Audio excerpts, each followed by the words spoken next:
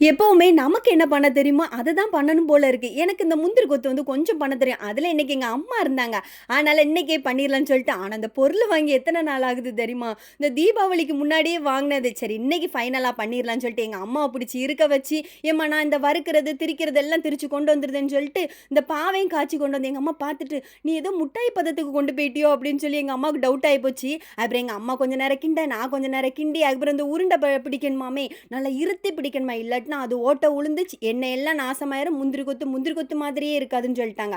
அதுக்கப்புறம் எப்படியோ hard work பண்ணி பிடிச்சு எடுத்து, எங்க அம்மாவுக்கு முடியல. நீ இருந்து பிடிம்மான்னு சொல்லிட்டு, அதுக்கப்புறம் நான் ஒரு 2 மணி நேரம் ஆச்சு இதெல்லாம் பிடிக்கிறதுக்கு. பிடிச்சு எடுத்து, சரி இனி போடலாமேன்னு சொல்லிட்டு இந்த மைதா வேணுமாமே, அதுக்கப்புறம் இந்த மைதா அதிலேயே வந்து கொஞ்சம் போல உப்பு, மஞ்சள் எல்லாம் போட்டு எடுத்து நல்லா கலக்கி எடுத்து, அப்படியே அந்த உருண்டை மாவுல முக்கி எடுத்து எண்ணெய் சட்டியில போட்டு பொரிச்சு எடுத்தா உண்டு. பார்க்கவே ரொம்ப சூப்பரா இருந்தே. நானா இவ்வளோ அழகா பண்ணியிருந்தேன்னு எனக்கே வியப்பாயி போச்சு. நல்லா வந்திருந்து முந்திரி கொத்து.